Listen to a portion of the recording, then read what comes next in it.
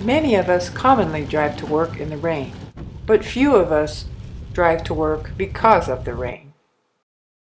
Solano County's Jepson Prairie Preserve is home to the California Tiger Salamander. Its life cycle includes both an upland and a wetland component. During a storm, it emerges at night from underground to travel to the prairie's ponds.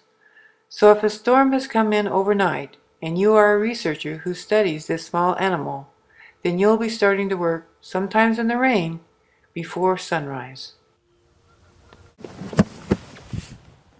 Dr. Chris Searcy, a researcher at the University of California, Davis, leads the crew members who study this tiny animal.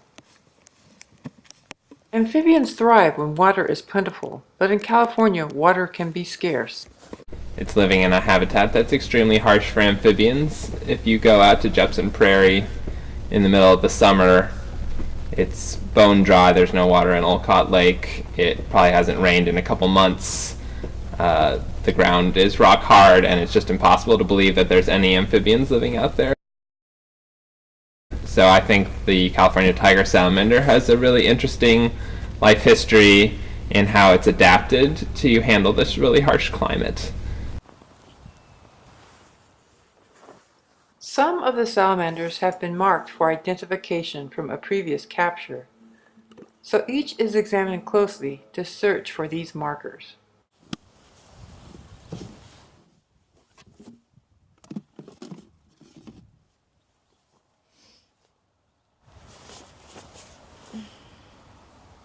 It's an endangered species that is mostly threatened by habitat loss. Conserving the appropriate habitat for it is very important, which is particularly difficult in California where land prices are very high. So we're trying to figure out which parts of the habitat are most important for the salamanders so that we can really focus in on those. The pitfall trap array is constructed so that the salamanders are intercepted on their way to Olcott Lake. Here, Dr. Searcy examines a juvenile male. I think it's only a juvenile. Okay. I think you'd see more fin if it was a female, and also usually they're not nearly as swollen as the males, but they are slightly swollen at the vet. I guess this one is just a tad, but. For each salamander captured, a photograph is recorded. We have a custom-made pattern recognition program that allows us to identify individual salamanders based on their dorsal spot pattern. So we enter all of the digital photographs into this program, and then it compares each new entry to all of the previous entries in the database and allows us to see if it's a recapture of a salamander we've found before. The salamander's mass, or weight, is also recorded. Oh, 19.4. How many California tiger salamanders inhabit the Jepson Prairie? I can hazard a guess, which would be about 20,000.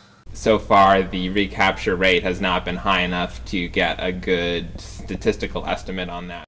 The salamanders move from the upland to the wetlands to breed, but how do they know where the breeding pond is? That is a wonderful question that I have really wanted to figure out. If I analyze the movement of the salamanders around the pitfall trap array, their movement is no different from random. So they're not making beelines towards the pond, they're sort of walking at an oblique angle across the array. It doesn't seem like if they're really just wandering randomly that they would actually be able to find the pond, because usually the ponds are small compared to the size of the upland habitat. So it seems like there must be some way to find the pond, but I haven't been able to figure out what it is. They're not heading directly to the pond, they're not always traveling downhill.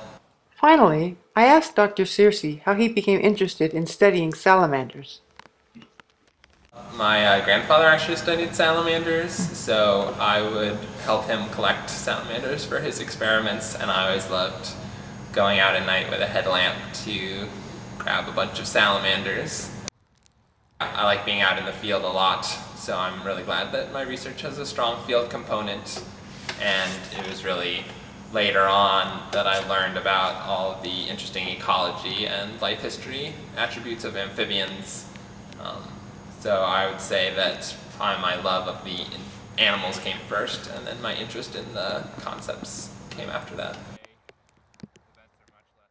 The year's fieldwork is suspended only after the last storms have passed and the ponds dry down.